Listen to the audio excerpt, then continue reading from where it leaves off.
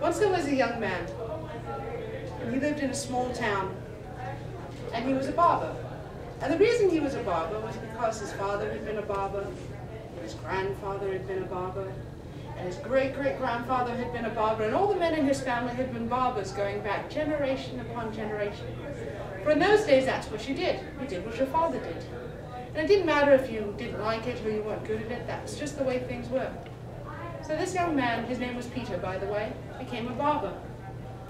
Well, needless to say, he did not care much for barbering, and truth be told, he was terribly bad at it. He would cut people's hair all crooked. He would nick them when he shaved them.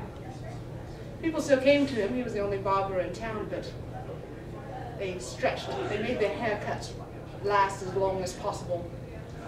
And he was not doing very well. So finally he decided that he was going to go to another town and start afresh, someplace where they didn't know who he was. Maybe he could do his barbering there, or maybe he could get another job, but he decided that was what he was going to do. So he packed all of his belongings, he packed all of his clothes, he packed all of the scissors and razors that had been passed down, he packed up the lotions and potions that the barbers traded in, and finally the very last thing that he packed, he took it right off the wall of his shop. He packed the large mirror that hung there. For again, in those days, mirrors were quite rare, and he knew it was quite valuable. And he put it in his pack right on top, bundled it up, put it over his shoulder, and went off walking. He walked all day and into the evening. And as night came down, he realized he was deep in a forest, miles from any town. But the weather was not bad. He knew he'd reach somewhere tomorrow. So he put his pack down, he built a little fire, sat down against a tree, and before long he was asleep. That night, late night, in the middle of the night, the darkest part of the night, he heard a strange sound coming through the woods. He heard a moaning and a wailing, and when he looked up, he saw the biggest, fiercest, most horrifying ghost he'd ever seen in his life.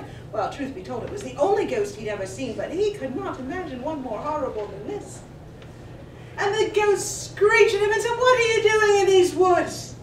Don't you know these woods belong to the ghosts? What are you doing here?" And Peter said, I'm very sorry. And the ghost said, "I'm going to keep you here. You're in big trouble." And Peter, thinking very quickly, because he was quite clever, drew up all of his courage, and he stood up and he said, "Step back." Well, the ghost was quite startled, and Peter said, "Do you know what I am? Do you know why I've come here? I am a ghost catcher.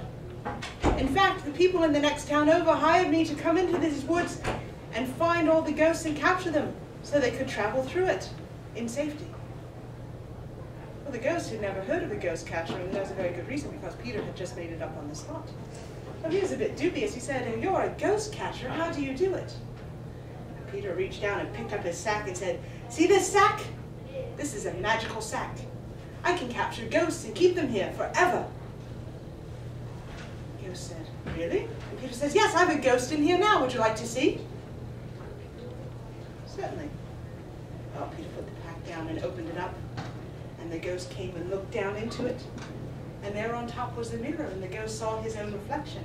Well, because mirrors were so rare, the ghost had never seen his own reflection before, so he thought Peter was telling the truth, and he fell down on his ghostly knees and said, "Please, ghost catcher, don't put me in this sack. Please, please, please, I'll do anything. Please don't keep me here forever."